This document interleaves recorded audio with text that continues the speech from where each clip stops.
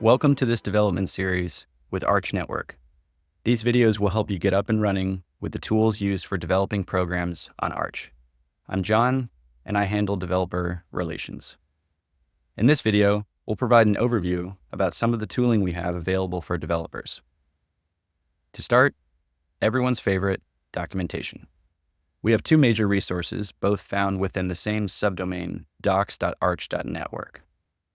The first is our general documentation, which features a high-level introduction to Arch, how it works, why we're building it, and touches on some potential use cases. Within here, there's also resources for node operators and developers, though mainly these are FAQs, as well as some early versions of guides on how to access the Arch testnet, though these guides are still to be considered somewhat of a work in progress. The second resource for documentation that we have is the Arch book, and this is the home for more technical audiences. The Arch book serves as both a reference material as well as the de facto starting point for developer onboarding.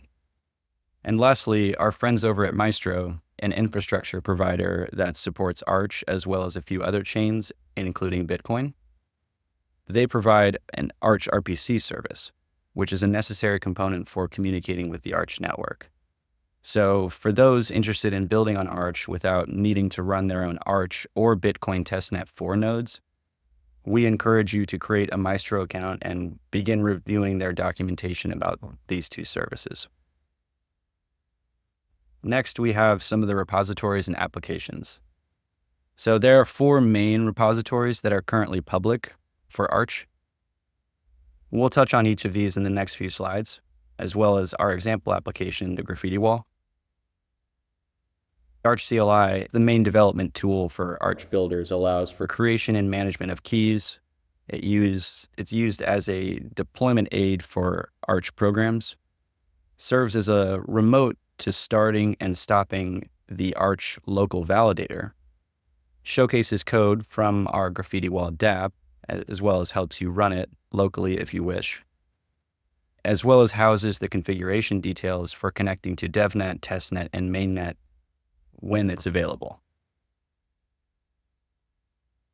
The next repo is the Arch examples, and this provides a handful of programs for builders who are wishing to get inspiration and insight into best development practices from our proof of concepts, including a counter, a hello world, of course, a fungible token, which is part of the APL or the Arch program library, and we'll have more information on that coming soon.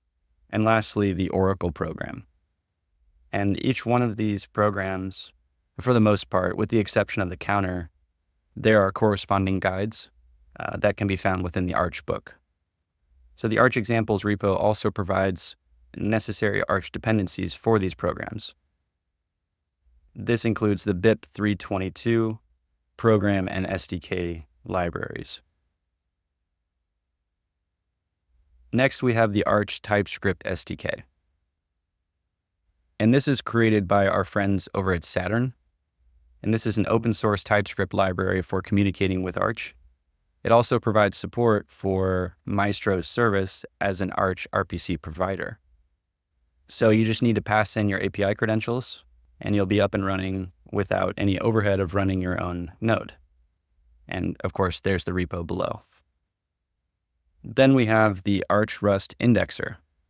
And this is an open source indexing service for archiving and more easily querying data directly from the Arch network. So this service is used by the graffiti wall dapp that we'll explain in the next slide.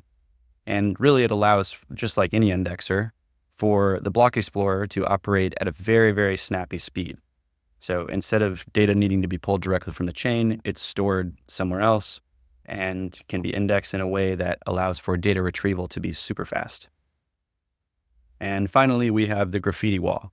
This is a dapp that showcases Arch functionality in a fun way, which allows for people from all over the world to tag the wall and view the transactions live as they propagate through the Arch network. And this is found within the Block Explorer page within the graffiti dapp. Though this is not an official Block Explorer, we'll have more about that coming soon, our official Block Explorer. And this is also found within the Arch CLI, showcases the Saturn TypeScript SDK, as well as uses the Rust indexer, and is operating live on the Arch testnet. So all of the transactions that you're seeing within the Block Explorer, that's all live data. So we hope this has provided a decent overview of Arch tooling and gets you excited for what we've built and what's to come. Thanks, and let's build.